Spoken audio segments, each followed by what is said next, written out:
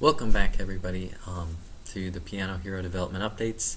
I just have a few new things to show you in the edit mode, or create mode as it's currently called. So let me just open up any random piece here. As you can see, there's nothing really new that's changed, but I just want to show you some of the features. So for instance, when you start laying down notes with Q, as I've shown before, they actually pop up with a certain volume. And this volume up to now hadn't been able to be changed, so if you now use the square bracket for volume down and volume up for the left and the right respectively, you can also see that if you scroll down in the navigation mode, you can lower or raise the volume at the cursor there. You see that in the upper left hand navigation box, and if you hold shift you can do it much faster, because right now I'm lowering the volume of this first note and it takes a long time because I allow completely fine-grained control over it. In the MIDI specification you can have a volume between 0 and 127,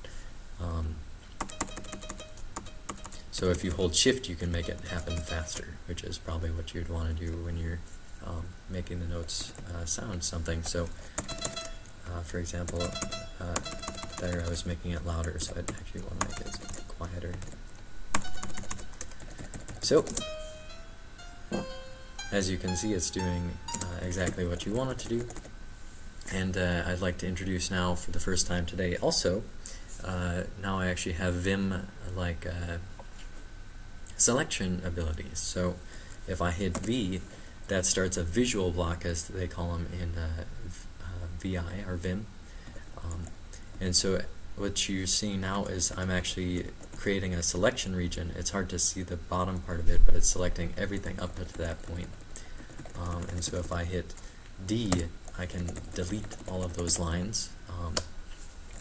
Or for example,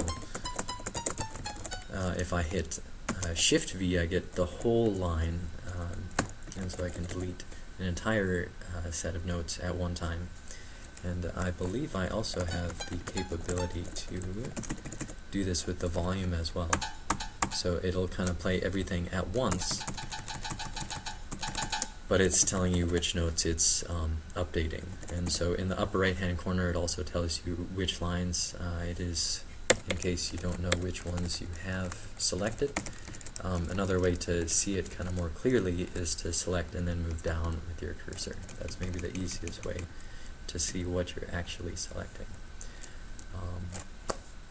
Yeah, so that's pretty much it. I don't want to bore you with too many more details, except for the fact that I am hoping to get an alpha out very soon, and by very soon probably, maybe a week or a month away, a couple weeks at least. But I do want to just squash a few more bugs, some of these strange noises that pop up when you're playing songs and that sort of thing, just to keep the experience nice. So until then, yeah, have fun. We'll see you soon.